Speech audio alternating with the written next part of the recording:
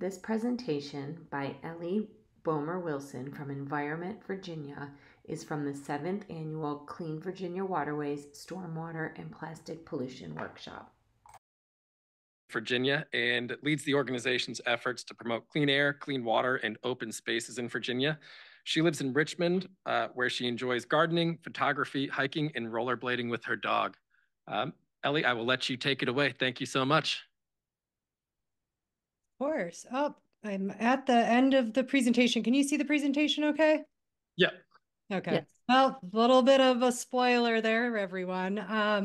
Thank you, Zach. I'm very happy to be here to talk about one of my absolute favorite topics in the world, and that is plastic pollution policy solutions. Like Zach said, I am the state director for Environment Virginia, but I got my start working on waste issues back in high school when I was a part of our recycling club. And I believed at the time that if people just were educated about trash and litter, and we had more recycling, that we could fix all of our issues. As I have moved through my career, I have definitely changed my perspective a lot on this and seen the role that policy can and should play in dealing with some of these really big issues when it comes to waste, in particular plastic waste. So the plastic problem, it's a big problem. We have increased the amount of plastic that we use an extremely large amount. We use so much plastic that it is nearly unavoidable in our lives. It is used for consumers as well as in commercial operations. So it's this really huge issue that is an emerging issue. It has not been something that, we have been working on since the 80s necessarily when it comes to single-use plastics, because they have really just exploded in our marketplace. And we've come to realize that a lot of the systems that are in place for dealing with a lot of other materials don't really work well with plastic. And ultimately, it ends up being a policy failure. We have not established the systems and policies necessary in the United States as a whole, but here in Virginia in particular, in order to move to a more circular economy and not have so much plastic waste in our environment. So these are national numbers. I do have more of Virginia numbers a little bit later on, but that is an extremely low amount of plastic that ultimately ends up getting recycled. 9%, 12% is incinerated, and the rest is landfilled or end up in our natural environment. And so the goal really should be that we have a circular economy. Currently, we have a pretty linear economy, especially here in Virginia. And that means that we are going to continue to rely on virgin materials. And that is an issue, across environmental concerns. There are environmental implications at every step of the process, from extraction to production to consumption to ultimately landfilling, incinerating, or it just ending up in our waterways. A circular economy, on the other hand, makes sure that we're only using the amount of materials that we actually need. We're having materials that we can reuse when possible, and the other stuff can actually be managed in a way that returns those products back into our economy, so that you're eliminating the need for continual extraction, landfilling, and incineration. And so this is really an important overall goal when it comes to all the materials that we use. But when it comes to plastic, it actually gets a little bit more complicated. So plastics just don't fit nicely into this goal of a circular economy. High quality sorted plastics are needed to mechanically recycle the plastics. And that's because the chemicals within the different types of plastic really mess up the recycling process. So it says, I found this fact, and I actually didn't know this before, but it's 13,000 different chemicals are used in plastics. And so that means when breaking them down, they lose a lot of their quality when they're actually recycled. So this means that we need to continue to use more virgin plastic to even have a recycled product. Another issue with the recycled product that comes from a lot of plastics that we recycle is it's a lower quality. And so there's not near as much of a market for low quality plastics. When you recycle glass or aluminum, you get a good quality product at the end of it, which makes it more appealing in a circular economy. Plastics, on the other hand, you don't get that. And then there is a disconnect currently between the people who are producing the products, manufacturers, and the people that are actually dealing with the products. So with that number of chemicals used in the different plastics, waste management facilities are having to deal with all these different materials that they don't know how to or don't have the ability to. It makes the system overly complicated. And one of the best ways to achieve zero waste in a circular economy is to actually keep the system as simple as possible. And then recycling as a whole doesn't actually even address the issue of plastic pollution in the environment. A lot of plastic pollution ends up in our environment, not because there's not a recycling bin, as my high school self would have thought. It's because there's so much of it and it's lightweight. So it is more likely to become litter, and it's lightweight and single use oftentimes. So it's just more likely to become litter. I can walk down my alley here in Richmond and see plastic everywhere. And it's not because my alley isn't lined with recycling or trash bins, it's because of the material. So it's a material issue. And that's something really important to keep in mind when thinking about how we deal with plastic in a policy frame. And I wanted to include this. This is an article from The Guardian recently. There's been an incredible amount of greenwashing when it comes to plastics and recycling. Plastic producers, since the beginning of introducing single-use products, have said that they can be recycled. Household single stream recycling is a good idea. We can do this. And it's just ultimately proven to be false. Plastic recycling, plastics, especially plastics that cannot be recycled or not accepted by a facility, actually muddy up the recycling process and actually hurt real recycling. When you think of expanded polystyrene or foam cups and takeout containers, when those are flattened, they look a lot like paper, and that can contaminate a whole bunch of paper and clog up the machines and cost more money and not then get the actual economic value out of recycling that we want to see. So how do we fix sort of these issues with plastics when it comes to waste management in a policy frame?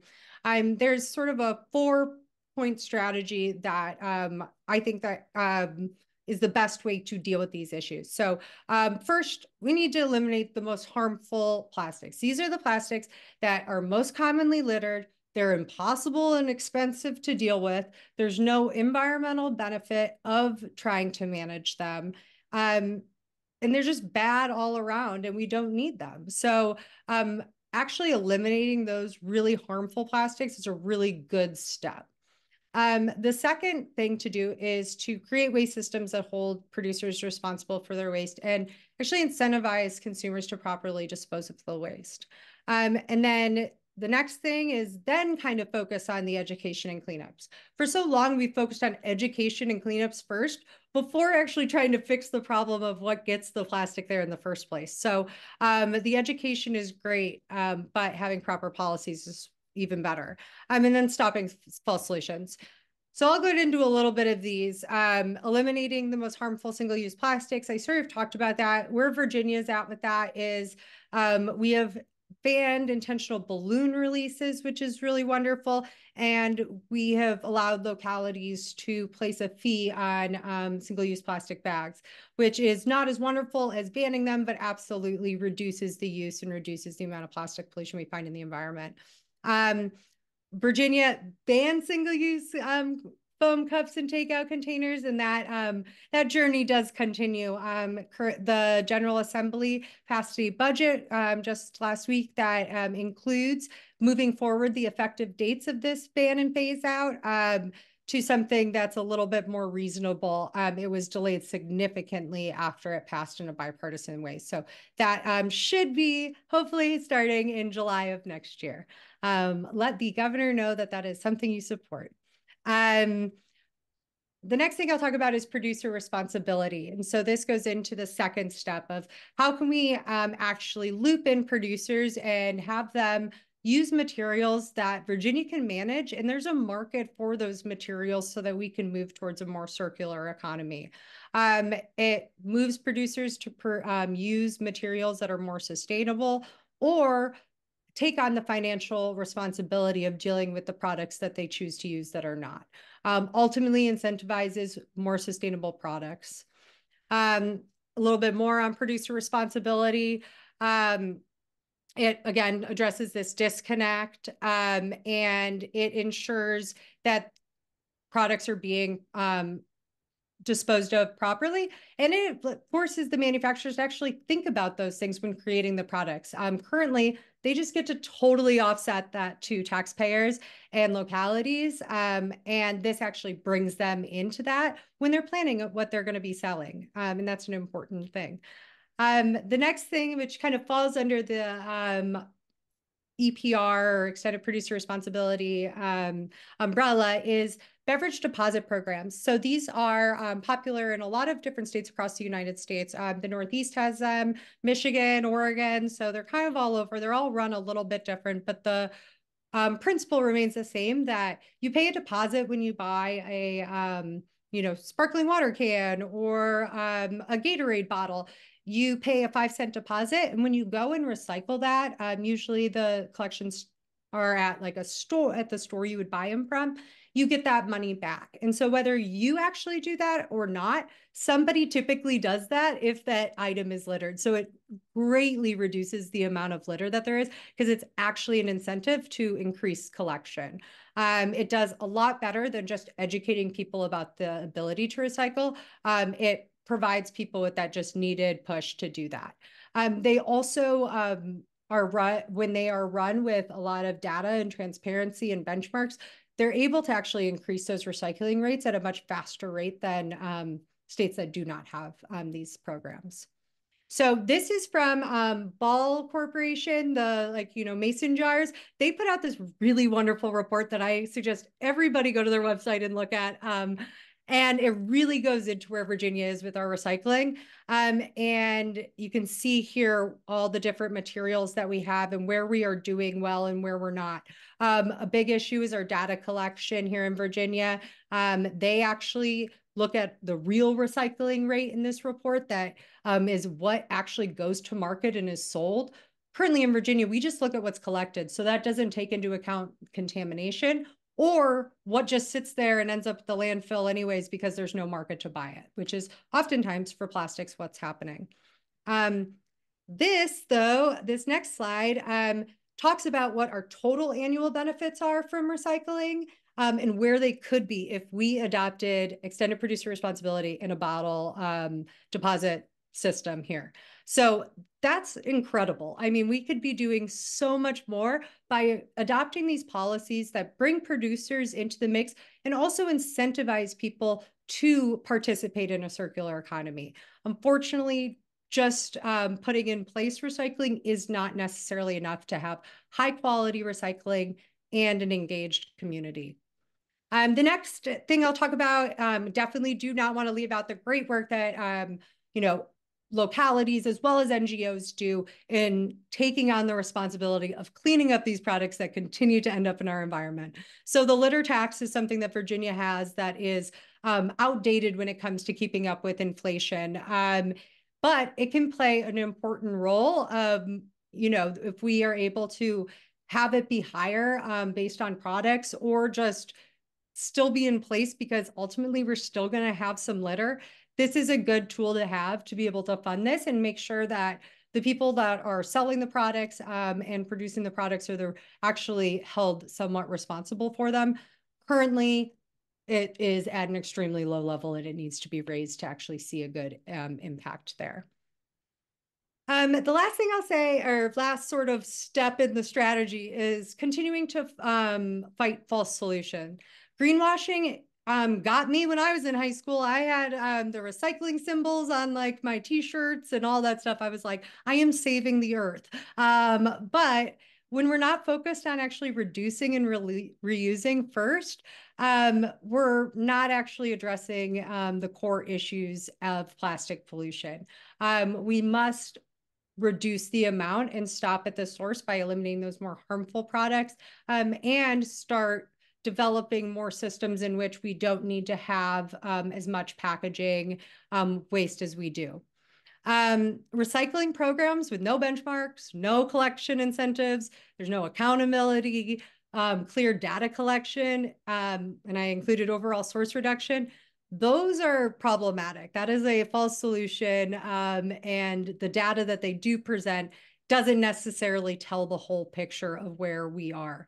When you look at Virginia's data, the makeup of materials has changed so dramatically that not being able to actually get the source material recycling rates is problematic because it doesn't paint a clear picture of where we are in Virginia.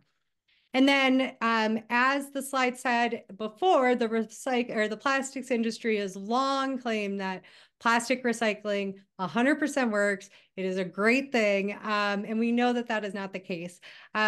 Their latest solution is chemical recycling, which takes a lot of those hard to recycle plastics and it converts them to fuel. This is highly problematic for several reasons, one of which is that it does nothing to reduce the plastic pollution in our environment. In fact, it most likely will absolutely increase it because it needs a constant stream of virgin plastic. And so again, the more we're producing virgin plastic, the more that's going to end up in our environment. So any sort of claim that by converting plastics into fuel will reduce plastic pollution already misses the mark at seeing where the core issue lies.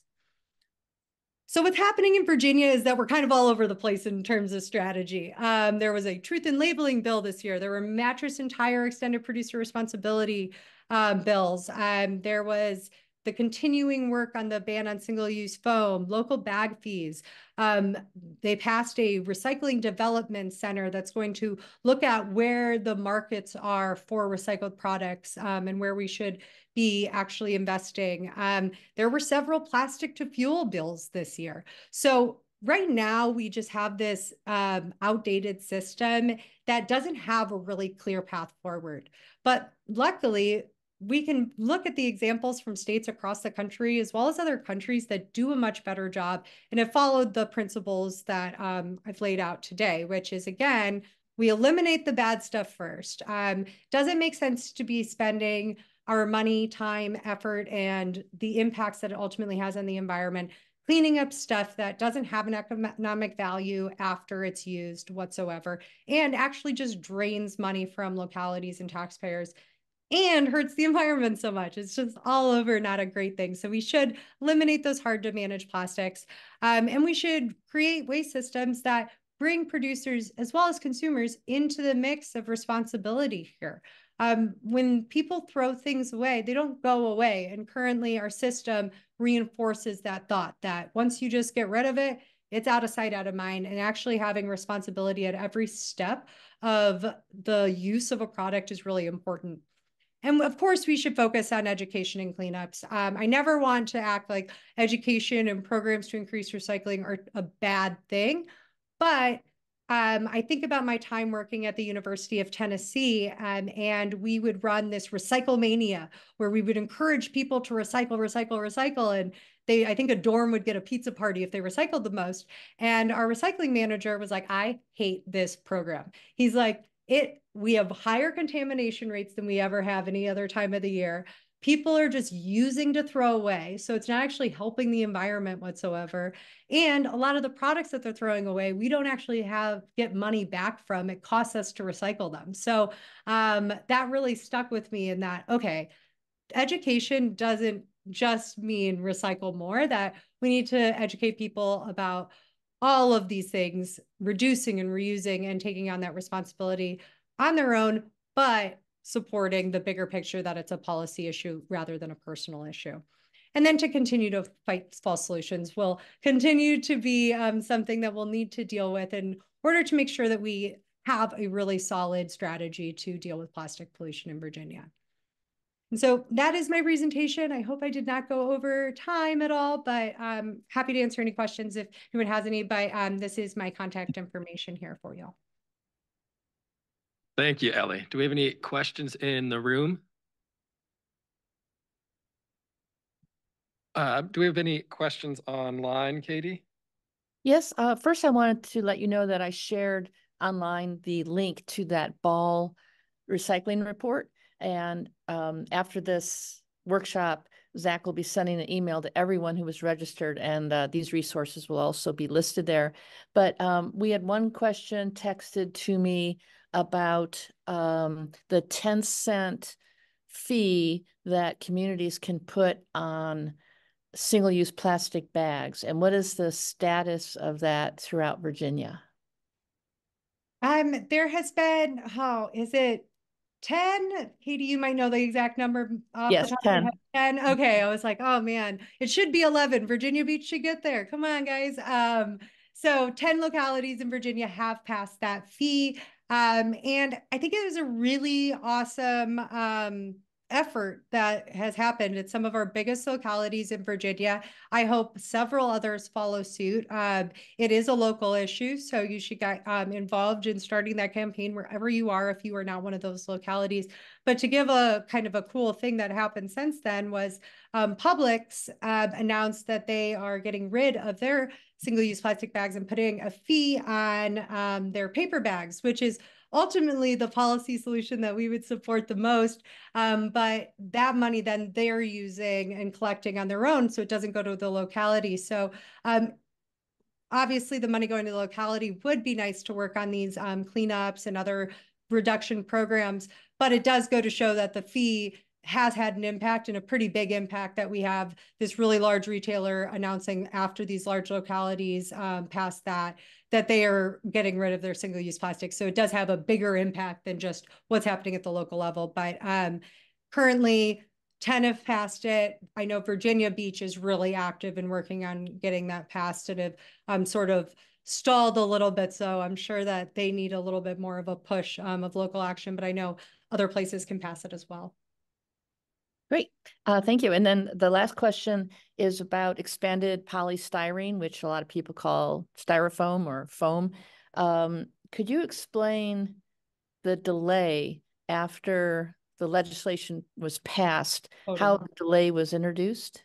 Yes, absolutely. So this bill, the ban on polystyrene was passed in 2021, and I think it's really important to highlight that it was a bipartisan bill. There were Republicans signed on to the bill as patrons or co-patrons, and passed with support, bipartisan support in both the House and the Senate. So that's what we want to see. We want to see like public support for these things because they do have a big public good.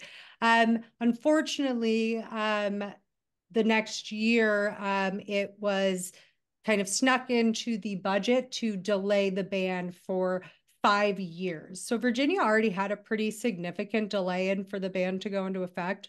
It was 2023 for large businesses, over 20 chains or 20 establishments in a chain. And then for smaller ones in 2025. So when it went into the budget, it banned it, or it delayed it for 5 years. And so now we're working through the budget to move forward those dates again. So that's kind of the step that it is now. It's weird that it's like legislation in the budget. I don't think that a delay would have actually passed the legislator as a whole, considering it had passed with so much support the year before. But right now it is in the governor's hands with the budget. And yeah, I'm not sure that this would be the issue that he would make as a like sticking point or anything, but again, it again passed both houses. So we should be sitting pretty, but it never hurts to let them know where you stand. Great. Thank you very much. And that was the last question, Zach, online. So back to you. Zach. Yeah. Just a point of clarification for listeners. This is Molly Riley, Living River Now. It's a 5-cent fee that can be imposed, not a 10-cent fee. Just so folks know when they're out there talking to people about it. That's a good catch, Molly. Elly, thank you so much for sharing all of your effort and work. I know you've had a busy General Assembly, so I hope you get to take some time off for a break. I'm flying to Chicago after this, so it's all good. Awesome. Well, Thank you have for fun. having Thank me. you for joining us.